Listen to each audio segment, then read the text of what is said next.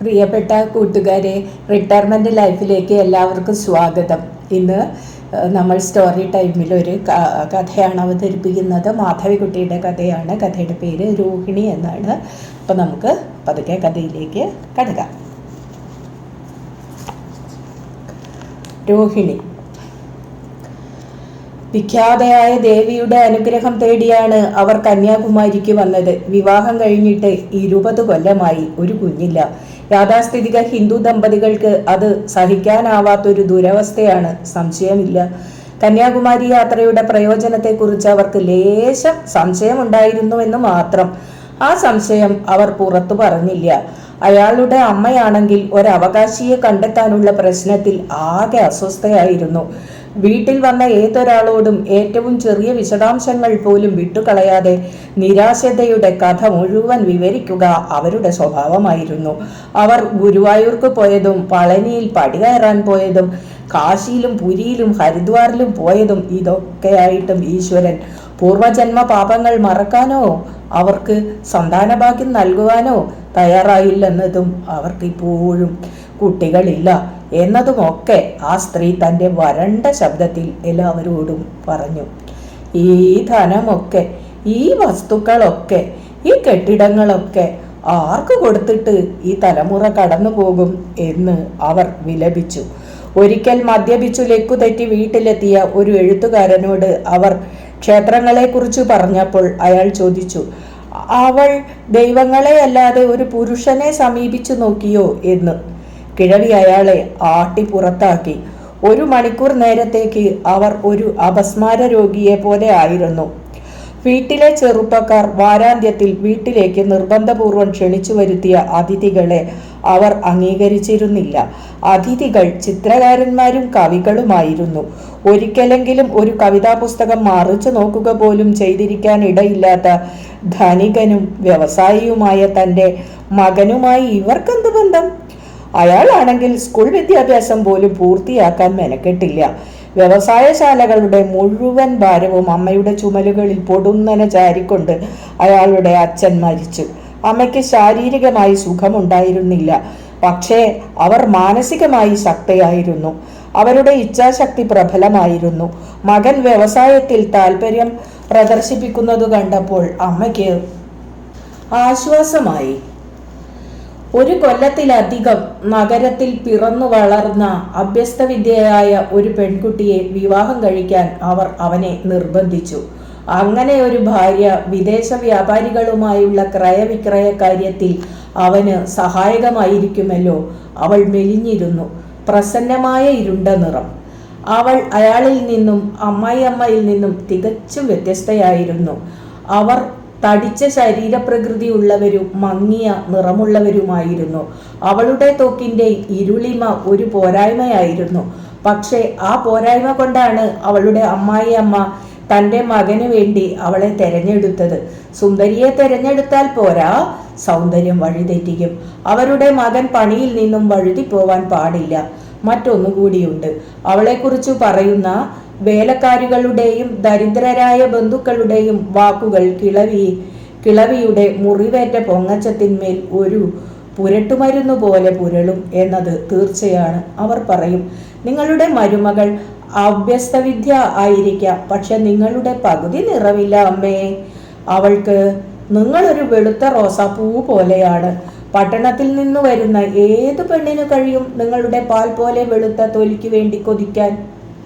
കന്യാകുമാരി ക്ഷേത്രത്തിലേക്കുള്ള ആദ്യ യാത്രയ്ക്ക് വേണ്ടി വസ്ത്രം മാറുകയായിരുന്ന രോഹിണി ഈ വക വാക്കുകൾ ഓർത്ത് വേദനയാൽ എന്ന പോലെ പുളഞ്ഞു. ഗസ്റ്റ് ഹൗസിലെ അവരുടെ മുറിയുടെ ജാലകങ്ങൾ അടഞ്ഞുകിടന്നു. ജാലകങ്ങളുടെ സ്ഫടികപ്പാടികളിൽ പൊടി പറ്റിപ്പിടിച്ചിരുന്നു. രാവിലെ ആ കതകുകൾ തുറക്കാൻ അവൾ ശ്രമിച്ചതായിരുന്നു, പക്ഷേ അവ വല്ലാതെ ഉറച്ചിരുന്നു. അവൾ അതങ്ങനെ തന്നെ വിട്ടു. കടലിന്റെ പള്ള വീർത്തിരിക്കുന്നു. കിളിവാതിലിലൂടെ അതിൻ്റെ അലർച്ചയുടെ ശബ്ദം അവൾക്ക് കേൾക്കാമായിരുന്നു. ഇരുണ്ട അണ്ഡാകൃതിയിലുള്ള പാറകളിന്മേൽ തിരകൾ ഉയർന്നു വന്ന് ആഞ്ഞടിച്ചപ്പോഴൊക്കെ രോഷം നിറഞ്ഞ ശബ്ദങ്ങളുടെ ഒരു ഘോഷം തൻ്റെ കാതുകളെ മതിക്കുന്നു എന്ന് അവൾക്കും തോന്നി. അതവളെ തളർത്തി. ഒറ്റപ്പാലത്തു നിന്ന് കന്യാകുമാരി വരെയുള്ള നീണ്ട കാർ യാത്രയുടെ ക്ഷീണമുണ്ടായിരുന്നിട്ട് പോലും രാത്രിയിൽ അവൾക്ക് നന്നായി ഉറങ്ങുവാൻ കഴിഞ്ഞിരുന്നില്ല. ശാന്തമായി കൂർക്കം വലിച്ചുറങ്ങുന്ന ഭർത്താവിന് സമീപം കിടക്കയിൽ മണിക്കൂറുകളോളം അവൾ തിരിഞ്ഞും മറിഞ്ഞും കിടക്കുകയായിരുന്നു. കിടന്നാൽ ഉടനെ ഉറങ്ങാനുള്ള അയാളുടെ കഴിവിൽ അവൾക്ക് അസൂയ പോലും തോന്നി. ഫാക്ടറികളിൽ പണിമുടക്കങ്ങളും അടച്ചുപൂട്ടലുകളും ഉണ്ടാവാം, പക്ഷേ ഊണ് കഴിഞ്ഞാൽ ഉറക്കമല്ലാതെ മറ്റൊന്നും അയാൾക്ക് പ്രശ്നമായിരുന്നില്ല.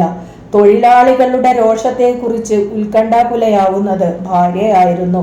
അയാൾ ആരോടെങ്കിലും ഒരിക്കലും ദേഷ്യപ്പെടുന്നത് അവൾ കണ്ടിട്ടുണ്ടായിരുന്നില്ല. കൗതുക വസ്തുക്കൾ വിൽക്കുന്ന പീടികകളിൽ കാണപ്പെടാറുള്ള വൃത്തമുഖവും ചെറിയ കണ്ണുകളും കുടവണ്ടിയുമുള്ള ചിരിക്കുന്ന ബുദ്ധനെയാണ് അയാളുടെ രൂപം അവളുടെ ഓർമ്മയിൽ കൊണ്ടുവന്നത്. മനസ്സിൽ അവൾ നിശബ്ദയായി അയാളെ ചീത്ത വിളിക്കുകയും ശപിക്കുകയും ചെയ്തു. അയാൾ ഒരു തീറ്റിപ്പണ്ടമായിരുന്നു, പ്രാകൃതനായൊരു ഗ്രാമീണനായിരുന്നു. പക്ഷേ സ്വന്തം അസംതൃപ്തി അയാളുടെ മുഖത്ത് നോക്കി അവൾ പ്രകടിപ്പിച്ചില്ല. ഏതു നിലയിൽ നോക്കിയാലും ദാരിദ്ര്യം കാരണം അധ്യാപക വൃത്തിക്കോ സ്റ്റെനോഗ്രാഫർ പണിക്കോ പോകേണ്ടി വന്ന സഹപാഠികളെക്കാൾ ഭാഗ്യവതി അവളായിരുന്നു.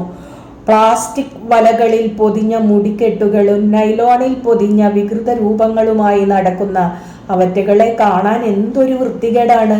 അവരുടെ ഗതികേട് തനിക്ക് വരുത്താതിരുന്ന നക്ഷത്രങ്ങൾക്ക് നന്ദി പറയാൻ വേണ്ടി മാത്രമെങ്കിലും അവൾ അവരുമായി ബന്ധം പുലർത്തിയിരുന്നു. അവൾ ആഗ്രഹിച്ചിട്ടുള്ളതൊക്കെ അവൾക്കുണ്ടായിരുന്നു. വലിയ വീട്, ഒരു പറ്റം ജോലിക്കാർ, രത്നം പതിച്ച ആഭരണങ്ങൾ, എയർ കണ്ടീഷണർ ചെയ്ത കിടപ്പറ, നാട്ടിലെ ഏറ്റവും നല്ല പാചകക്കാരൻ ഒക്കെ ഉണ്ടായിരുന്നു അവൾക്ക്. പക്ഷേ ഇവയോടൊക്കെ ഒപ്പം അവൾ വിലപേശി വാങ്ങാത്ത മറ്റു ചിലതും ഉണ്ടായിരുന്നു.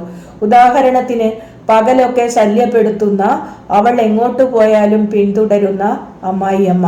രാത്രിയിൽ ഭർത്താവിൻ്റെ തണുത്ത കൈകൾ.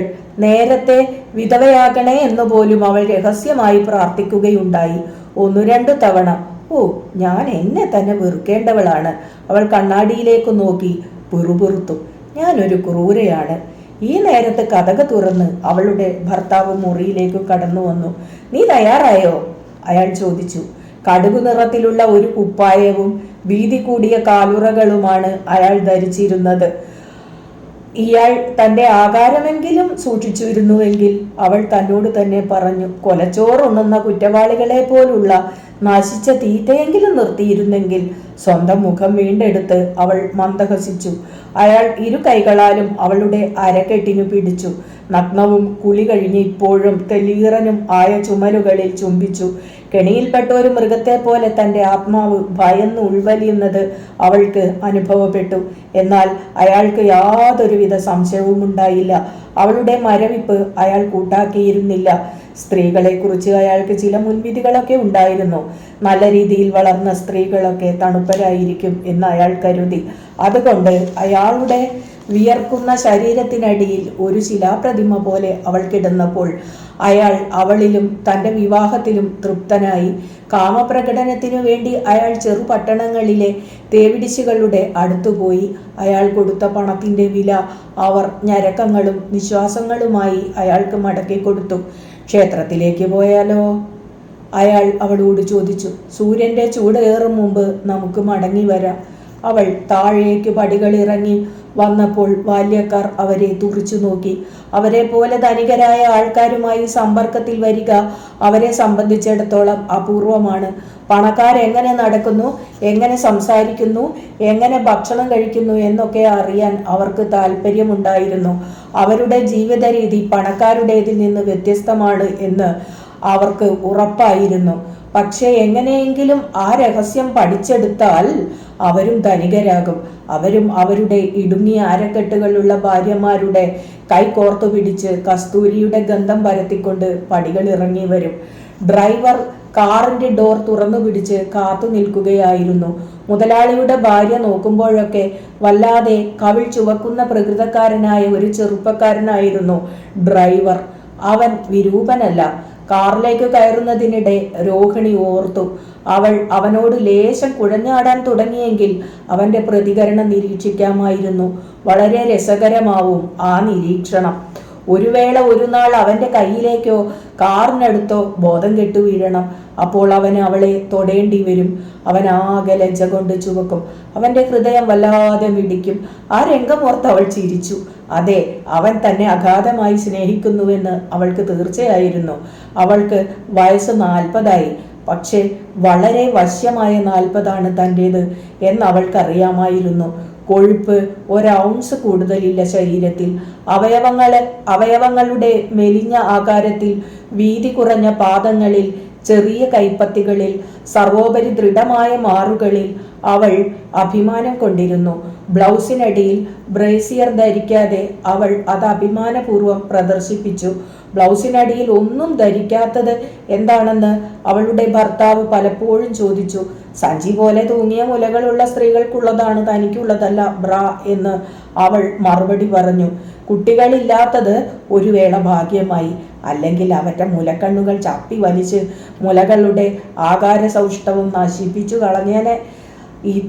ഇത് അവൾ തൻ്റെ മനസ്സിനുള്ളിൽ അടച്ചുപൂട്ടി സൂക്ഷിച്ചിരുന്ന മറ്റൊരു രഹസ്യമായിരുന്നു. തൻ്റെ അമ്മായിയമ്മയ്ക്ക് ഒരിക്കലും മനസ്സിലാക്കാൻ കഴിയാത്ത ഇത്തരം പല രഹസ്യ ചിന്തകളും തനിക്കുണ്ടല്ലോ എന്നോർത്തപ്പോൾ അവൾക്ക് ചിരി പൊട്ടി. എൻ്റെ ഹൃദയം ഒരു ബാങ്ക് ലോക്കർ പോലെയാണ്, അവൾ തന്നോട് തന്നെ പറഞ്ഞു. അത് തുറക്കുവാനുള്ള ചാവി എൻ്റെ പക്കലേ ഉള്ളൂ. അവളുടെ മന്ദഹാസം കണ്ട ഭർത്താവ് പറഞ്ഞു, നീ ഇന്നൊരു നല്ല മൂഡിലാണെന്ന് തോന്നുന്നല്ലോ. അതെ എന്നവൾ തലയാട്ടി. എനിക്ക് കടൽ ഇഷ്ടമാണ്, അവൾ പറഞ്ഞു. ഞാൻ കുട്ടിയായിരുന്നപ്പോൾ എൻ്റെ അച്ഛനമ്മമാർ അവധിക്കാലത്ത് എന്നെ കടലോര പ്രദേശത്തേക്ക് കൂട്ടിക്കൊണ്ടു പോകാറുണ്ടായിരുന്നു. ഞാൻ അക്കാലത്ത് കക്ക പെറുക്കിയിരുന്നു. ഒരു വേള അവ ഇപ്പോഴും എൻ്റെ അമ്മയുടെ മുറിയിലെ അലമാരയിൽ കിടക്കുന്നുണ്ട്. അത് എൻ്റെ ഓർമ്മയിലേക്ക് കൊണ്ടുവരുന്നത് നീ ഒരു കൊല്ലക്കാലമായി നിന്റെ അമ്മയെ സന്ദർശിച്ചിട്ടില്ലെന്ന കാര്യമാണ്, അയാൾ പരത്തി പറഞ്ഞു. അത് ശരിയാണ്, അവൾ പറഞ്ഞു. അമ്മയെ ഒന്ന് പോയി കാണേണ്ട സമയമായി. ഇക്കൊല്ലം ഓണത്തിന് എനിക്ക് അവിടെ പോകണം. നിങ്ങൾക്ക് കൂടി വരാൻ കഴിഞ്ഞേക്കും. നിങ്ങൾക്കറിയാമല്ലോ അമ്മയ്ക്ക് നിങ്ങളുടെ എന്തിഷ്ടമാണെന്ന്. ഞാനുള്ളപ്പോൾ അമ്മ എപ്പോഴും നിങ്ങളെക്കുറിച്ചാണ് പറയാറുള്ളത്. എൻ്റെ അമ്മയുടെ അടുത്ത് നിങ്ങൾ എന്താ കുറച്ച് ദിവസങ്ങൾ താമസിക്കാത്തത്? ഞങ്ങൾ പാവങ്ങളായതുകൊണ്ടാണോ? നിങ്ങളോണം പണക്കാരല്ലാത്തത് കൊണ്ടാണോ?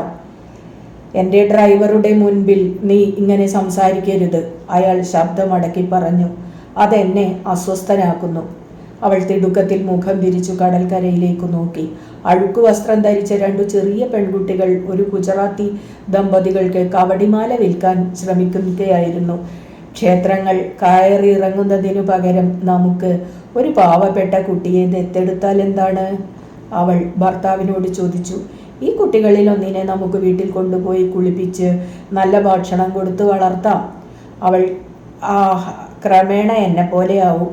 മറ്റുള്ളവരുടെ കുട്ടികൾ എൻ്റെ സ്വത്തിന് അവകാശികളാവുന്നത് എനിക്കിഷ്ടമല്ല, അയാൾ പറഞ്ഞു. ആ സംസാരം അങ്ങനെ അവസാനിച്ചു. 2.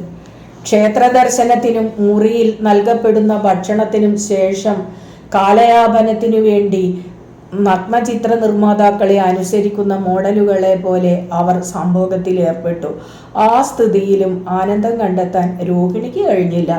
കാരണം അവരെ സ്വന്തം പാവകളാൽ ആഗ്രഹിക്കുന്ന അമ്മായിയമ്മയുടെ നിർദ്ദേശം മൂലമാണ് അവരത് ചെയ്യുന്നതെന്ന് അവൾക്ക് അറിയാമായിരുന്നു. അവളുടെ അമ്മായിയമ്മയെക്കുറിച്ച് ഓർത്തപ്പോൾ രോഹിണി സ്വയം പീഡിതയായി. ദൈവാധീനമായി അവർ കൂടെ വരാത്തത് അവൾ മൃദുവായി തന്നോട് തന്നെ പറഞ്ഞു. തടിച്ച കൈ അവളുടെ മേൽ വെച്ച് കിടക്കുകയായിരുന്ന ഭർത്താവ് തല തിരിച്ച് അവളെ നോക്കി. നീ വല്ലതും പറഞ്ഞോ? അയാൾ അവളോട് ചോദിച്ചു. അവൾ ഇല്ലെന്ന് തല കുലുക്കി. നീ വിശ്രമിക്കുന്നില്ലെന്നതാണ് നിന്റെ കുഴപ്പം, അയാൾ പറഞ്ഞു. ഉറക്കത്തിൽ പോലും നിന്റെ കൈകൾ കട്ടിയായിരിക്കുന്നു. നീ എന്താ വല്ലപ്പോഴും ഒന്ന് അയയാത്തത്? ഞാൻ ഇങ്ങനെയാണ്, അവൾ പറഞ്ഞു. പോരെങ്കിൽ നിങ്ങളുടെ ശരീരത്തിൻ്റെ ഗന്ധം എനിക്ക് ഇഷ്ടമില്ല. നിങ്ങൾ വിയർക്കുമ്പോൾ ആ ഗന്ധം എന്നെ കീഴ്പ്പെടുത്തുന്നു, ശ്വാസം മുട്ടിക്കുന്നു. നീ ഒരു കാമുകനുമായി ബന്ധം സ്ഥാപിക്കേണ്ടതാണ്, അയാൾ പറഞ്ഞു. അവൾ പെട്ടെന്ന് അസ്വസ്ഥയായി അയാളെ നോക്കി. പക്ഷെ അയാളുടെ മുഖം ഗൗരവപൂർണമായിരുന്നു. അപ്പോൾ അയാൾ തമാശ പറയുകയായിരുന്നില്ല. അയാൾ ഒരു അസൂയയുള്ള ഭർത്താവല്ലാതായി തീർന്നിരിക്കുന്നുവോ? അവളുടെ ശരീരത്തോടുള്ള ആവേശം പോലും അയാൾക്ക് നഷ്ടപ്പെട്ടിരിക്കുന്നുവോ? എനിക്ക് ഇത്തരം തമാശകൾ ഇഷ്ടമല്ല, അവൾ അസഹ്യതയോടെ പറഞ്ഞു. ദേഷ്യത്തിൽ ചെറി കൂട്ടുന്നത് നിന്റെ വായ്ക്ക് യോജിച്ചതല്ല. അയാൾ പറഞ്ഞു. നിനക്ക് 40 വയസ്സായെന്ന കാര്യം നീ മറക്കുന്നു. നിങ്ങൾക്കിന്നെന്ത് പറ്റി? അവൾ ശബ്ദമുയർത്തി ചോദിച്ചു. ദയവില്ലാത്ത വാക്കുകൾ കൊണ്ട് എന്നെ മുറിവേൽപ്പിക്കണമെന്ന് നിങ്ങൾക്ക് നിർബന്ധമാണെന്ന് തോന്നുന്നു. അയാൾ പുഞ്ചിരി തൂകി. എനിക്ക് മുറിവേൽപ്പിക്കണമെന്ന് തോന്നിയാൽ ഞാനത് വാക്കുകൾ കൊണ്ട് ചെയ്യാറില്ല. കുറെ കൂടി മൂർച്ചയുള്ള എന്തെങ്കിലുമാകും ഞാൻ ഉപയോഗിക്കുക. അയാൾ പറഞ്ഞു. ഞാൻ കവിയല്ല. നാദമൂല്യങ്ങളെയും ആൽബർ കമ്മുവിനെയും കുറിച്ച് നിന്നോട് സംസാരിക്കാനെത്തുന്ന കലാകാരന്മാരിൽ ഒരുവനല്ല ഞാൻ. അവൾ തിടുക്കത്തിൽ എണീറ്റിരുന്നു. അവളുടെ ഹൃദയം ക്രമാതീതമായി മിടിക്കുന്നുണ്ടായിരുന്നു. നിങ്ങൾ കുടിച്ചു ഊസായിരിക്കുന്നോ? അവൾ അയാളോട് ചോദിച്ചു. നിങ്ങളെങ്ങനെ ഈ ഹിംസ്ര ജന്തുവായി മാറി? നീ അഹന്ത നിറഞ്ഞ ഒരു സ്ത്രീയാണ്, മറ്റൊന്നുമല്ല, അയാൾ പറഞ്ഞു. ഇത് നിന്നോട് പറയാൻ ഞാൻ 20 വർഷം കാത്തിരുന്നു. സംസ്കൃത ചിത്തയാണെന്ന് നീ നടിക്കുന്നു. എതിർപ്പ് നേരിടേണ്ടി വരുമ്പോൾ ഞരമ്പു സംബന്ധമായ തലവേദന ഉണ്ടാവുന്നതായും നീ നടിക്കുന്നു. ബാലിശവും പൊള്ളയുമായ വ്യക്തിത്വത്തോടു കൂടിയ ഒരുവളാണ് നീ. നീ കൂലിക്ക് കുത്തുന്നവളാണ്. നീ നീച മനസ്ഥിതിക്കാരിയാണ്. നിന്റെ വീടിന്റെ സുരക്ഷിതത്വത്തിനു വേണ്ടിയാണ്, പണക്കാരിയാവാൻ വേണ്ടിയാണ് നീ എന്നെ വിവാഹം കഴിച്ചത്. നിന്റെ കൂട്ടുകാരികൾക്ക് നിന്റെ ഭാഗ്യത്തിൽ അസൂയ തോന്നത്തക്കവണ്ണം അവരുടെ മുൻപിൽ ചമഞ്ഞു നടക്കാൻ നീ ആഗ്രഹിച്ചു. അവരിൽ ഓരോരുത്തരും സ്വഭാവത്തിൽ നിന്നേക്കാൾ ഉന്നതരാണ്. അവർ നമ്മോടൊത്ത് താമസിക്കാൻ വന്നപ്പോൾ അവരോട് ഓരോരുത്തരോടും സ്വകാര്യമായി സംസാരിച്ച് ഞാൻ കണ്ടുപിടിച്ചതാണ് ഇക്കാര്യം. ഞാൻ ഉറങ്ങുകയാണെന്ന് നീ ധരിച്ച സമയത്തൊക്കെ ഞാൻ അവരോട് ഇടപെടുകയായിരുന്നു. എൻ്റെ ഉച്ചയുറക്കം നഷ്ടപ്പെട്ടാലും സാരമില്ലെന്ന് വെച്ചു ഞാൻ. ഉച്ചയ്ക്ക് വിശ്രമിച്ചില്ലെങ്കിലും എനിക്ക് നിനക്കെന്ന പോലെ തലവേദന വരാറില്ലല്ലോ. ഇതുടനെ നിർത്തൂ, അവൾ അലറി. നിങ്ങൾക്ക് എന്തോ തകരാറുണ്ട്. ഈ നിമിഷത്തിൽ നിങ്ങൾ തികച്ചും അപരിചിതനെ പോലെയാണ്. നിങ്ങൾക്ക് നിങ്ങളുടെ ഭാര്യയെക്കുറിച്ച് ഇത്രത്തോളം നീച വിചാരമുണ്ടെന്ന് എനിക്ക് ഒരിക്കലും സങ്കല്പിക്കാൻ കഴിയുമായിരുന്നില്ല. നിങ്ങളുടെ അമ്മയെക്കുറിച്ചും. നിങ്ങൾക്ക് ഇമാതിരി വിചാരങ്ങളാണോ ഉള്ളത്? അയാൾ ഉറക്കെ ചിരിച്ചു. അവൾ വിരണ്ട് സ്വയം ചുരുങ്ങാനിടയാക്കിയ ഒരു പരുക്കൻ ചിരി. അന്ന് അയാൾ ഒരു തുള്ളി മദ്യം തൊട്ടിരുന്നില്ല. മാനസിക രോഗത്തിന്റെ ലക്ഷണങ്ങൾ അവൾ അയാളുടെ മുഖത്ത് തിരഞ്ഞു. അയാളുടെ കണ്ണുകൾ ശാന്തമായിരുന്നു. മുഖത്തെ മാംസപേശികൾക്ക് അയവുണ്ടായിരുന്നു. അയാൾ പതിവ് പോലെ ചിരിക്കുന്ന ബുദ്ധനായിരുന്നു, സംശയാലുവായ ബുദ്ധൻ. അവൾ കൈപ്പത്തികളിൽ മുഖം മറച്ച് തേങ്ങാൻ തുടങ്ങി. നിങ്ങൾ എന്നെ കൊണ്ട് മടുത്തിരിക്കുന്നു, അവൾ പിറുപിറുത്തു. നിങ്ങൾക്ക് എന്നോട് സ്നേഹമില്ലെങ്കിൽ ഞാൻ എൻ്റെ അമ്മയുടെ അടുത്തേക്ക് പോയിക്കൊള്ളാം. അയാൾ വീണ്ടും ചിരിച്ചു. ഞങ്ങളുടെ തറവാട്ടിൽ വിവാഹമോചനങ്ങളില്ല കുട്ടിയെ, അയാൾ പറഞ്ഞു. ഞങ്ങളുടെ രഹസ്യങ്ങളുമായി നീ അങ്ങനെ പോകാൻ ഞങ്ങൾ അനുവദിക്കില്ല. ഞങ്ങളുടെ രഹസ്യങ്ങൾ നീ ഞങ്ങളുടെ എതിരാളികൾക്ക് വിൽക്കും. എനിക്ക് നിന്നെ വിശ്വാസമില്ല. പിന്നെ നിങ്ങൾ എന്നെ എന്തു ചെയ്യാൻ പോകുന്നു? അവൾ ചോദിച്ചു. കണ്ണീരിൻ്റെ ചൂട് അവൾക്ക് കവിളുകളിൽ അനുഭവപ്പെടുന്നുണ്ടായിരുന്നു. എന്നെ കൊല്ലാനാണോ നിങ്ങൾ ഉദ്ദേശിച്ചത്? നിങ്ങളും നിങ്ങളുടെ അമ്മയും ചേർന്ന് എന്നെ ഇവിടെ കൊണ്ടുവന്ന് കൊന്നുകളയാൻ അവർ നിങ്ങളോട് ആവശ്യപ്പെട്ടോ? നിന്റെ ഈ നിലവിളി നിർത്തൂ, അയാൾ പറഞ്ഞു. ആൾക്കാർ കേൾക്കും. നമ്മുടെ മുറിക്ക് തൊട്ടു വെളിയിലുള്ള ഇടനാഴിയിൽ ഡ്രൈവർ കിടന്നുറങ്ങുന്നുണ്ട്. അവൻ നിന്റെ ശബ്ദം കേട്ടിട്ട് എൻ്റെ കയ്യിൽ നിന്ന് നിന്നെ രക്ഷിക്കാൻ വേണ്ടി ഓടി വന്നേക്കും. അവൻ നിന്റെ ആരാധകനാണല്ലോ. നീ അവനുമായി കുഴഞ്ഞാടുന്നത് ഞാൻ പലപ്പോഴും കണ്ടിട്ടുണ്ട്. ഞാൻ അവനോടങ്ങനെ മിണ്ടാറേ ഇല്ലല്ലോ, അവൾ പറഞ്ഞു. നീ കണ്ണുകൊണ്ട് കുഴയാറുണ്ട് അവനുമായി, പുരുഷൻ പറഞ്ഞു. കാറിൽ നിന്ന് ഇറങ്ങി നടക്കുമ്പോൾ പിൻഭാഗം കൊണ്ട് കാറിൽ കയറുവാൻ നേരത്ത് നിന്റെ കൊഴുത്തുരുണ്ട മുലകൾ കൊണ്ടും കഴിഞ്ഞ പല വർഷങ്ങളായി നിന്റെ ചലനം ഞാൻ ശ്രദ്ധിക്കുന്നുണ്ട്. എന്നെ തിരികെ വീട്ടിൽ കൊണ്ടുപോകൂ, അവൾ നിലവിളിച്ചു. ഇവിടെ ഈ അപരിചിത ഗ്രാമത്തിൽ ഒറ്റയ്ക്ക് നിൽക്കാൻ എനിക്ക് ഭയമാണ്. കാർ തയ്യാറായി നിർത്തിയാൽ ഡ്രൈവറോട് പറയൂ, എനിക്ക് ഉടനെ പോകണം. അയാൾ രോമാവൃതമായ കരുത്തുറ്റ കൈകൊണ്ട് അവളെ പിടിച്ചു പിന്നോട്ട് കിടക്കയിലേക്ക് എറിഞ്ഞു. അനങ്ങാതവിടെ കിടന്നോ, അയാൾ പറഞ്ഞു. അല്ലെങ്കിൽ ഞാൻ നിന്നെ കഴുത്ത് ഞെരിച്ചു കൊന്നുകളയും. ഒടുവിൽ രോഹിണിക്ക് ബോധം തെളിഞ്ഞപ്പോൾ സൂര്യപ്രകാശം വീഴുന്ന മുറിയിൽ അവൾ ഒറ്റയ്ക്കായിരുന്നു. പോയ രാത്രിയിലെ തിക്താനുഭവം അവളുടെ ഓർമ്മയിലേക്ക് മടങ്ങി വന്നു. അവൾ കണ്ണാടിയിലെ തൻ്റെ പ്രതിച്ഛായയിലേക്ക് നോക്കി. അവൾ വിളറിയിരുന്നു. ഒക്കെ ഈ ക്രൂരതയും കൊള്ളരുതായ്മയും ഒക്കെ താൻ സ്വപ്നം കണ്ടതാവുമോ? അവൾ വേഷം മാറി താഴത്തെ തീൻമുറിയിലേക്ക് ചെന്നപ്പോൾ അവളുടെ ഭർത്താവ് മേശയ്ക്ക് അടുത്തിരുന്ന് പത്രം വായിക്കുകയായിരുന്നു. അയാൾ തല ഉയർത്തി നോക്കിയപ്പോൾ അവൾ ശാന്തമായ മുഖവും സ്നേഹപ്രകടനവും വിടർന്ന ചിരിയും കണ്ടു. ഒരു വേള അതൊരു സ്വപ്നം മാത്രമായിരുന്നു. അയാൾക്ക് അവളോട് അത്ര മൃഗീയമായി പെരുമാറാൻ പറ്റില്ല. അയാൾ തന്നെ ആരാധിക്കുന്നവനാണ്, തന്നെയും തൻ്റെ നാഗരികമായ രീതികളെയും. അവൾ കുളിക്കുമ്പോൾ അവളുടെ മൃദുവായ ഇരുണ്ട ശരീരം കാണാനും ആസ്വദിക്കാനും വേണ്ടി പലപ്പോഴും ബാത്ടബിൻ്റെ വക്കത്ത് വന്നിരിക്കാറുണ്ട് അയാൾ. ബാത്ത് സാൾട്ട് ഇട്ട് സുരഭിലമാക്കിയ സോപ്പ് പതകളിൽ കിടന്ന് അവൾ ആനന്ദിക്കുന്നത് കണ്ട് ആസ്വദിക്കാൻ അയാൾ ഇഷ്ടപ്പെട്ടിരുന്നു. അവളുടെ ചുണ്ടുകളിൽ ലിപ്സ്റ്റിക് അണിയുന്നത് നോക്കി നിൽക്കാൻ, അവൾ ഹോട്ടലുകളിൽ കത്തിയും മുള്ളും ഉപയോഗിച്ച് ഭക്ഷണം കഴിക്കുന്നത് നോക്കിയിരിക്കാൻ ഒക്കെ അയാൾ ഇഷ്ടപ്പെട്ടിരുന്നു. അതെ, അയാൾക്ക് എപ്പോഴും അവളെക്കുറിച്ച് അഭിമാനമായിരുന്നു. കഴിഞ്ഞത് ഒരു ദുസ്വപ്നമായിരിക്കണം. ഞാൻ കഴിഞ്ഞ രാത്രി അസാധാരണമായൊരു സ്വപ്നം കണ്ടു, അവൾ പറഞ്ഞു. ഞാൻ കരുതി. അയാൾ പറഞ്ഞു, നീ ഉറക്കത്തിൽ ഞരങ്ങുന്നുണ്ടായിരുന്നു. അത് നിങ്ങളെക്കുറിച്ചായിരുന്നു, അവൾ പറഞ്ഞു. നിങ്ങൾ ഏതോ ഒരു ഹിംസ്ര ജന്തുവായി മാറിയിരുന്നു. നിങ്ങൾ എന്നെ കൊല്ലാൻ ആഗ്രഹിച്ചു. സ്വപ്നത്തിൽ പോലും നിന്നെ കൊല്ലാൻ ഞാൻ ആഗ്രഹിക്കില്ല, അയാൾ പറഞ്ഞു. ഒരു റൊട്ടി കഷ്ണത്തിന്മേൽ വെണ്ണ പുരട്ടി അവൾക്കു നൽകി. എന്നിട്ട് ചായ കൂട്ടാൻ തുടങ്ങി. അവൾ വിശ്രമിക്കുകയായിരുന്നു. മുറിയിലേക്ക് തെന്നി വീണിരുന്ന സൂര്യപ്രകാശം മഞ്ഞവെണ്ണയുടെ ഒരു പാട പോലെ തോന്നി. ഒരു നീലപാത്രത്തിൽ ആരോ കടൽ ചെടികൾ ഒരുക്കി വെച്ചിരുന്നു. അവ കടലിൻ്റെ ഗന്ധം പരത്തി. കടൽ ശാന്തമായിരുന്നു. ഇന്ന് നമുക്ക് എന്ത് ചെയ്യണം? അയാൾ അവളോട് ചോദിച്ചു. വിവേകാനന്ദ പാറ കാണാൻ പോകണോ അതോ നീന്തണോ? ശുചീന്ദ്ര ക്ഷേത്രം സന്ദർശിക്കണമെന്ന് അമ്മ പറഞ്ഞിട്ടില്ലേ? അവൾ മന്ദഹസിച്ചുകൊണ്ട് പറഞ്ഞു. നമ്മൾ നമ്മുടെ ഹർജിയുമായി അവിടെ പോയില്ലെങ്കിൽ അമ്മ പൊറുക്കില്ല. അത് ശരിയാണ്, അയാൾ പറഞ്ഞു. പക്ഷെ നമുക്ക് ഒരു കുഞ്ഞില്ലാത്തതിൽ എനിക്ക് അങ്ങനെ ദുഃഖമൊന്നുമില്ല. നിനക്കുണ്ടോ? ഓ ഇല്ല, ഞാൻ ഇതുവരെ സന്തോഷവതിയാണ് എപ്പോഴും, അവൾ പറഞ്ഞു. അയാൾ കൂട്ടിയ ചായ കുടിച്ച് അവരിരുവരും ഒരുമിച്ച് ചിരിച്ചു. ആ പ്രഭാതത്തിൽ അയാൾ ചുവന്നു തുടുത്ത് ആരോഗ്യവാനായിരുന്നു. കാറ്റൂതിയ രാത്രി അയാൾക്ക് ഒരു ഉപദ്രവവും ചെയ്തിരുന്നില്ല. കഷ്ടിച്ച് 30 വയസ്സേ പ്രായം തോന്നിച്ചുള്ളൂ അയാൾക്ക്. മിനുത്ത് കൊഴുത്തുരുണ്ട് നന്നായി തീറ്റ കഴിക്കുന്ന ഒരു കുട്ടിയെപ്പോലെ ആയിരുന്നു അയാൾ. അയാളുടെ വായ്ക്ക് ചുറ്റും എപ്പോഴും പാലിൻ്റെ മണമുണ്ടായിരുന്നു. അയാൾ മണിക്കൂർ തോറും ഒരു ചെറിയ കപ്പ് പാല് കഴിച്ചിരുന്നു. അല്ലെങ്കിൽ തൻ്റെ അൾസർ പൊട്ടിപ്പരക്കുമെന്ന് അയാൾ ഭയപ്പെട്ടു. അയാൾക്ക് മദ്യത്തോട് വലിയ താല്പര്യമുണ്ടായിരുന്നില്ല. അയാൾ പുകവലിച്ചിരുന്നില്ല. ഒരു തരം അമ്മയുടെ കുട്ടിയായിരുന്നു അയാൾ. അയാളുടെ അമ്മ മരിക്കുമ്പോൾ ഞാൻ അയാളെ അമ്മയെപ്പോലെ കരുതും, അവൾ വിചാരിച്ചു. അയാൾക്ക് എപ്പോഴും ഒരമ്മയെയാണ് ആവശ്യം, ഭാര്യയെ. ഞാൻ രാവിലെ കുളിക്കാൻ പോയപ്പോൾ ആരെ കണ്ടെന്നറിയാമോ? അയാൾ പറഞ്ഞു. എൻ്റെ പഴയ കളിക്കൂട്ടുകാരൻ വിജയനെ. അവൻ പല വർഷങ്ങളായി പുറത്തെവിടെയോ ആയിരുന്നു. അവനെ ജീവനോടെ കാണാൻ കഴിയുമെന്ന് പോലും ഞാൻ പ്രതീക്ഷിച്ചിരുന്നില്ല. അവൻ വളരെ കൊല്ലങ്ങൾ ബഹറിനിലായിരുന്നു. കല്യാണം കഴിക്കാനാണ് ഇന്ത്യയിൽ വന്നതെന്ന് പറഞ്ഞു.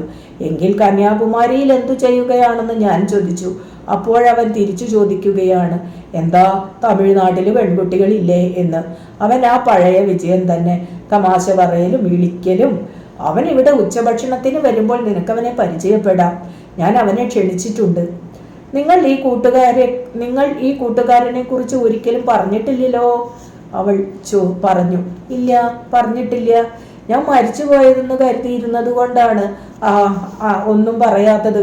ഇപ്പോഴോ അവൻ ജീവനോടെ ആരോഗ്യവാനായിരിക്കുന്നു. ഈ സ്ഥലത്തെ മടുപ്പ് മാറ്റുന്ന കാര്യത്തിൽ അയാൾ നമുക്ക് സഹായമായിരിക്കും, അവൾ പറഞ്ഞു. അയാളുടെ ഇന്ത്യക്ക് പുറത്തെ ജീവിതത്തെക്കുറിച്ച് വല്ലതും പറയുമായിരിക്കും. നീ അവനെ പ്രേമിക്കില്ലെന്ന് ഞാൻ ആശിക്കുന്നു, ഭർത്താവ് പറഞ്ഞു. അവൻ ചെറുപ്പത്തിൽ സ്ത്രീകളെ ആകർഷിക്കുന്നവനായിരുന്നു. ഇപ്പോഴും സുന്ദരനാണ്. നിന്നെ കണ്ടാൽ അവൻ ഇളകുമെന്ന് എനിക്ക് ഉറപ്പാണ്. നീ ബഹറിനിലെ പെണ്ണുങ്ങളെക്കാളൊക്കെ നാഗരികതയുള്ളവളാണ്, തീർച്ച. അവൾ സന്തോഷത്തോടെ ചിരിച്ചുകൊണ്ട് അയാളുടെ കൈ പിടിച്ച് അമർത്തി. അത് പതിവ് പോലെ തണുത്തിരുന്നു. വിജയൻ ഉച്ചഭക്ഷണത്തിന് വന്നപ്പോൾ അവൾ ചൂരൽ കസേരകളിന്മേൽ ഇരിക്കുകയായിരുന്നു. ഒരു നിമിഷ നേരത്തേക്ക് ഉപചാരങ്ങൾ മറന്ന് അയാൾ പറഞ്ഞു, ഞാൻ മഴയിൽപ്പെട്ടു. ഒരു മിനിറ്റ് മുൻപ് ചാറിയ മഴ അയാളുടെ നീലിച്ച സഫാരി സൂട്ടിൽ തൂവിയിരുന്നു. മധുവിധ ജോഡികൾ പുതുവസ്ത്രങ്ങൾ അണിഞ്ഞു നടക്കുന്ന പരപ്പുകളിൽ ചാറ്റൽ മഴ ചുവന്ന പൊടി ഉയർത്തുന്നത് അവൾ കണ്ടതായിരുന്നു.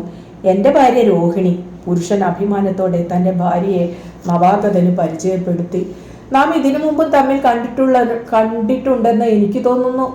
അവളുടെ കണ്ണുകളിലേക്ക് തറപ്പിച്ചു നോക്കിക്കൊണ്ട് വിജയൻ പറഞ്ഞു. അവൾ പകച്ചു. ഇങ്ങനെ ഒരു മനുഷ്യനെ കണ്ടതായി യാതൊരു ഓർമ്മയും ഉണ്ടായിരുന്നില്ല അവൾക്ക്. പൊക്കം കൂടിയ ആരോഗ്യവാനായ അയാൾ മുടി നീട്ടി വളർത്തിയിരുന്നു. അയാളുടെ ബ്രൗൺ നിറമുള്ള കണ്ണുകൾ അയാളുടെ പാരമ്പര്യത്തെക്കുറിച്ച് സംശയങ്ങൾ ഉണർത്തി. അയാളുടെ ത്വക്ക് നല്ലപോലെ വെളുത്തതായിരുന്നു. ഇങ്ങനെ ഒരു മനുഷ്യനെ ഒരിക്കൽ കണ്ടിരുന്നെങ്കിൽ അവൾ മറക്കുമായിരുന്നില്ല. തുടർന്ന് അവൾ ചിരിച്ചു. ആ ചിരിയിലെ സൗഹൃദത്തിൻ്റെ ചൂട് അവളെ ആശ്വസിപ്പിച്ചു. അവൾക്ക് വിശ്രമമേകി. ഇല്ല, അവൾ പറഞ്ഞു, എനിക്ക് തോന്നുന്നില്ല. വിജയൻ ഹ്രസ്വമായി ചിരിച്ചു.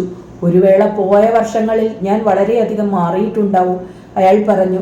നിങ്ങൾ ബോർഡിങ്ങിൽ വന്നു സന്ദർശിച്ചിരുന്ന കാലത്ത്. അവൾ ഭർത്താവിനെ നോക്കി. അയാൾ ഈ മനുഷ്യൻ പറയുന്നത് വിശ്വസിക്കുന്നതായി തോന്നി. നിങ്ങൾക്ക് തെറ്റുപറ്റിയിരിക്കണം. അവൾ തല കുലുക്കിക്കൊണ്ട് മെല്ലെ പറഞ്ഞു. ഞാനൊരു ബോർഡിംഗ് സ്കൂളിലും പഠിച്ചിട്ടുമില്ല.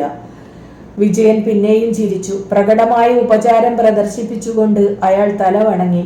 എൻ്റെ തെറ്റാവും മാഡം, അയാൾ പറഞ്ഞു. 20 വർഷം മുമ്പ് എനിക്കൊരു രോഹിണിയെ അടുത്തറിയാമായിരുന്നു. ആ തെറ്റിദ്ധാരണ കാരണം ഉച്ചഭക്ഷണം അവൾക്ക് സുഖകരമായി തോന്നിയില്ല. അവളുടെ ഭർത്താവ് നവാഗതനെ വിശ്വസിച്ചതുപോലെ തോന്നി. ജാലകത്തിന്മേൽ ചാരി നിന്ന് അവർ പുരുഷന്മാർ പുകവലിക്കുന്നത് രോഹിണി കണ്ടുനിന്നു. വിജയൻ അയാളുടെ പഴയ കൂട്ടുകാരനെ പോലെ ആയിരുന്നില്ല. അയാൾക്ക് ദൃഢമാംസപേശികളോട് കൂടിയ നീണ്ട കാലുകൾ ഉണ്ടായിരുന്നു. അയാളുടെ വസ്ത്രത്തിനടിയിലൂടെ മാംസപേശികളുടെ കെട്ടുകൾ അവൾക്ക് കാണാൻ കഴിഞ്ഞിരുന്നു. തനിക്ക് 20 വയസ്സുള്ള കാലത്ത് തന്നെ പാണിഗ്രഹണം ചെയ്യാൻ തൻ്റെ തടിച്ച ഭർത്താവിന് പകരം ഈ മനുഷ്യൻ എന്തേ വന്നില്ല? ഇവനെ പോലെ ഓമനത്തമുള്ള ഇവന്റെ കുട്ടികളെ ഗർഭം ധരിക്കാൻ അവൾ ഇഷ്ടപ്പെടുമായിരുന്നു. തൻ്റെ ഉദരത്തിൻ്റെ ആഴങ്ങളിൽ ഒരു സുഗന്ധമായ നൊമ്പരം സൃഷ്ടിച്ച ആ വിചാരത്തെ അവൾ തോളുകുലുക്കം കൊണ്ട് തട്ടി നീക്കിക്കളഞ്ഞു. ഇത് വെറും മൃഗീയമായ ആസക്തിയാണോ? അവൾ സ്വയം ചോദിച്ചു. ആകാര സൗഷ്ഠവമുള്ള ഒരു പുരുഷന്റെ മുൻപിൽ തൻ്റെ മരവിപ്പ് പെട്ടെന്ന് ഇല്ലാതാവുകയാണോ? പാടില്ല. വികാരങ്ങളെ നിയന്ത്രിക്കണം. പോരെങ്കിൽ ഇയാളെ കണ്ടിട്ട് ഒരു തെമ്മാടി മാതിരിയുണ്ട്. അവളെ 20 വർഷം മുമ്പ് അറിയുമെന്നത് അയാൾ പടച്ചുണ്ടാക്കിയ കഥയാണെന്ന് അവൾക്ക് ഉറപ്പുണ്ടായിരുന്നു. ഒരു വേള അയാളുടെ തുടക്കത്തിലെ തറവേലകളിൽ ഒന്നാണ്. താൻ സംയമനത്തോടുകൂടി പെരുമാറി എന്നതിൽ അവൾക്ക് സന്തോഷം തോന്നി. അത് സാധാരണ ബുദ്ധിമുട്ടാണ്. ഈ മനുഷ്യനെ വിളിച്ച് തന്നെ പരിചയപ്പെടുത്തിയതിൽ അവൾ തൻ്റെ ഭർത്താവിനെ കുറ്റപ്പെടുത്തി. അയാൾക്ക് ഈ മനുഷ്യനുമായി സംസാരിക്കണമെങ്കിൽ അവർക്കൊന്നിച്ചൊരു ഹോട്ടലിലോ മറ്റെവിടെയെങ്കിലുമോ പോകാമായിരുന്നില്ലേ? വീട്ടിലെ സ്ത്രീകൾക്ക് പരിചയപ്പെടുത്തി കൊടുക്കാൻ പറ്റിയ തരത്തിൽപ്പെട്ടവനല്ല ഇയാൾ. ഇക്കാര്യം ഭർത്താവിനോട് സംസാരിക്കണം എന്ന് അവൾ തീരുമാനിച്ചു. മധ്യവർത്തികളെന്ന് സ്വയം വിശേഷിപ്പിക്കുന്ന നഗരത്തിലെ ഇടപെടാൻ കൊള്ളാത്ത പലിശയ്ക്കെതിരെ അയാൾക്ക് മുന്നറിയിപ്പ് നൽകേണ്ടത് ആവശ്യമാണ്. അത്തരക്കാർ കൂട്ടിക്കൊടുപ്പുകാരും തട്ടിപ്പുകാരുമാണ്. തൻ്റെ സാധുവും നിരപരാധിയുമായ ഭർത്താവിൽ നിന്ന് പണം പിടുങ്ങുവാൻ പരിപാടിയിടുകയാകും ഈ വിജയൻ. തീർച്ചയായും പണം, അല്ലെങ്കിൽ എന്തിൻ്റെയെങ്കിലും ഏജൻസി. ആ മനുഷ്യന്റെ ചിരിയുടെ ശബ്ദം അവളിലേക്ക് ഒഴുകി വന്നു. അടിപ്പെട്ട മാതിരി അവൾ കണ്ണു ചിമ്മി. സൂര്യപ്രകാശം അതിഥിയുടെ കവിളുകൾ അരുണാഭമാക്കിയിരുന്നു. തെമ്മാടി എത്ര സുന്ദരനാണ്! കണ്ണു തിരിക്കാൻ ആഗ്രഹിച്ചുകൊണ്ട് തന്നെ അവൾ ആലോചിച്ചു. എന്നെ തിരികെ വീട്ടിലേക്ക് കൊണ്ടുപോകാൻ ഭർത്താവിനെ നിർബന്ധിക്കണം. ഉച്ചതിരിഞ്ഞ് ശുചീന്ദ്രത്തിന് പോകാമെന്ന് അഭിപ്രായപ്പെട്ടതും വിജയനാണ്. അവൾ പറഞ്ഞു. എനിക്ക് തലവേദനയുണ്ട്. അവളുടെ ഭർത്താവിന് ക്ഷമ നശിച്ചു. നീ നാടകം കളിക്കുകയാണ്, അയാൾ അവളുടെ കൈക്ക് പിടിച്ചുകൊണ്ട് പറഞ്ഞു. നിനക്കൊരു കുഴപ്പമില്ല. ഇന്ന് രാവിലെയല്ലേ ക്ഷേത്രം കാണണമെന്ന് നീ പറഞ്ഞത് അല്ലേ? അത്തരമൊരു യാത്രയ്ക്ക് പറ്റിയ കൂട്ടാണ് വിജയൻ. ക്ഷേത്രത്തിലെത്തിയപ്പോൾ പ്രായം ചെന്ന ഒരു വഴികാട്ടി അവരുടെ അടുത്തേക്ക് വന്നു. എൻ്റെ പേര് പിള്ള എന്നാണ്, അയാൾ പറഞ്ഞു. ഞാനും ഒരു മലയാളിയാണ്. അവർ അയാളുടെ ചവിട്ടടികളെ പിന്തുടർന്നു. അയാൾ പ്രശംസിക്കാൻ പറഞ്ഞതിനെയൊക്കെ പ്രശംസിച്ചു. അവൾക്ക് മടുപ്പ് തോന്നി. തിരികെ ഗസ്റ്റ് ഹൗസിൽ പോയി കിടന്നുറങ്ങണമെന്ന് അവൾക്ക് ആഗ്രഹമുണ്ടായി. ഉച്ചയുറക്കത്തിന്റെ നേരമായിരുന്നു. അത് തെറ്റിയാൽ അവൾക്ക് ദേഷ്യം വരും. ഇരുണ്ട മൂല തിരിയുമ്പോൾ വിജയന്റെ കൈ അവളുടെ തുടയിലുരുമി. അവൾ അത്ഭുതത്തിൽ നടുങ്ങി. തന്നെ സ്പർശിക്കാൻ ശ്രമിക്കുകയായിരുന്നോ? കണ്ണടച്ച് പിൻഭാഗം കുലുക്കി പുരുഷന്മാരെ വലവീശി നഗരവീഥികളിൽ അലഞ്ഞു നടക്കുന്ന വില കുറഞ്ഞ ചരക്കുകളിൽ ഒന്നാണ് താനെന്നാണോ അയാൾ വിചാരിച്ചിരിക്കുന്നത്? എനിക്ക് മടങ്ങിപ്പോകണം, അവൾ വിളിച്ചു പറഞ്ഞു. ഞാൻ തളർന്നിരിക്കുന്നു. നിങ്ങൾ പെട്ടെന്ന് തളരാറുണ്ട് ഇല്ലേ? വിജയൻ ചോദിച്ചു. അവളുടെ ഭർത്താവ് ചിരിച്ചു. വിജയ, തനിക്ക് സ്ത്രീകളെ അറിയില്ല. അവർ തന്നെയും എന്നെയും പോലെയല്ല. അത്രയൊക്കെ എനിക്കും അറിയാം, ആ മനുഷ്യൻ പറഞ്ഞു. സ്ത്രീകൾ നമ്മെ പോലെയല്ലെന്ന് കണ്ടുപിടിക്കാനുള്ള അവസരം എനിക്കുണ്ടായിട്ടുണ്ട്. സ്വന്തം പരുക്കൻ തമാശയിൽ അയാൾ ഉച്ചത്തിൽ ചിരിച്ചു. രോഹിണിയുടെ കോപം പതഞ്ഞു പൊന്തി. അവൾ കാറിനടുത്തേക്ക് നടന്നു. എനിക്ക് ക്ഷേത്രങ്ങൾ മതിയായി, അവൾ പറഞ്ഞു. നഗര കന്യക മാതിരി തന്നെ പറഞ്ഞു നിങ്ങൾ, വിജയൻ പറഞ്ഞു. എനിക്കും ഈ ശിലാദൈവങ്ങളിൽ വിശ്വാസമില്ല. നമുക്കെന്തുകൊണ്ട് മാംസവും അസ്ഥിയുമുള്ള ദേവന്മാരും ദേവികളും ഉണ്ടായിക്കൂടാ? ഒരു മാറ്റത്തിനു വേണ്ടിയെങ്കിലും അത്തരം ഒരു ദേവി എനിക്കുണ്ടായിരുന്നെങ്കിൽ എന്ത് അപേക്ഷിക്കണമെന്ന് പോലും എനിക്കറിയില്ല. എനിക്ക് ജീവിതത്തിൽ അത്രയ്ക്ക് തൃപ്തി തോന്നും. താൻ കഴിയുന്നത്ര വേഗം വിവാഹം കഴിക്കണം, രോഹിണിയുടെ ഭർത്താവ് പറഞ്ഞു. ഒരു വേള തനിക്ക് പറ്റിയൊരു ഇണയെ എൻ്റെ ഭാര്യ കണ്ടെത്തും. അത് ക്രൂരമായ നടപടിയാവും, അവളുടെ കണ്ണുകളിലേക്ക് തുറിച്ചു നോക്കിക്കൊണ്ട് വിജയൻ പറഞ്ഞു. അവൾ തിടുക്കത്തിൽ കാറിൽ കയറൂ, അവളുടെ അടുത്തിരിക്കാൻ വിജയനെ ക്ഷണിച്ചുകൊണ്ട് അവളുടെ ഭർത്താവ് പറഞ്ഞു. അവൾ ഭർത്താവിനും അപരിചിതനും നടുവിൽ ഞെരുങ്ങിയിരിക്കുകയായിരുന്നു. കാറ് വളവ് തിരിഞ്ഞപ്പോഴൊക്കെ അയാൾ അവളുടെ മാറിനെതിരെ ചാഞ്ഞു. തൻ്റെ ഭർത്താവിന് എന്തു പറ്റി എന്ന് അവൾ തന്നോട് തന്നെ ചോദിച്ചു. നടക്കുന്നതൊന്നും കാണുന്നില്ലേ ഇയാൾ? ഈ മനുഷ്യൻ തന്നെ ബലാത്സംഗം ചെയ്യാൻ ശ്രമിക്കുകയാണ്. 40-ാം വയസ്സിൽ കാറിനുള്ളിൽ വെച്ച് വർണ്ണാഭമായ വസ്ത്രധാരണം ചെയ്ത ഒരു അലവലാതിയാൽ പരുക്കൻ മട്ടിൽ കൈവയ്ക്കപ്പെടുക. അവൾ നിശബ്ദമായി തൻ്റെ വിധിയെ പഴിച്ചു. അന്ന് വൈകിട്ട് ഭക്ഷണം കഴിക്കാതെ അവൾ കിടന്നു. ഉള്ളിലേക്ക് കടക്കും മുമ്പ് അവൾ ഇരുവർക്കും ഗുഡ് നൈറ്റ് പറഞ്ഞു. അവർ അപ്പോഴും വിസ്കിയും സോഡയുമായി ഇരിക്കുകയായിരുന്നു. ആ ഇരുണ്ട രാത്രിയിൽ ഉറക്കത്തിൽ നിന്ന് അപരിചിതമായ 2 കൈകളാൽ കുലുക്കി ഉണർത്തപ്പെട്ട അവൾ നിലവിളിച്ചു. നിങ്ങൾ ആരാണ്? നിങ്ങൾ ഈ നേരത്ത് എൻ്റെ കിടക്കയിൽ എന്ത് ചെയ്യുകയാണ്? വിഷമിക്കാതെ, ഞാൻ വിജയനാണ്. ഞാൻ നിന്നെ വേദനിപ്പിക്കില്ല. എനിക്ക് നിന്നെ വേണമെന്നതിൽ ഏറെ നിനക്കും എന്നെ വേണം. എന്നെ വിട്ടിട്ട് പോകൂ, അവൾ ചിതറി. അയാൾ ഒച്ചയിട്ടെൻ്റെ ഭർത്താവിനെ വിളിക്കും. അയാൾ നീ വിളിച്ചാൽ കേൾക്കില്ല, മദ്യഗന്ധമുള്ള മനുഷ്യൻ പറഞ്ഞു. അയാൾ പുറത്തെ മുറിയിലെ കിടക്കയിൽ കിടന്ന് ഉറങ്ങുകയാണ്. അയാൾ പറഞ്ഞിട്ടാണ് ഞാൻ ഇങ്ങോട്ട് വന്നത്.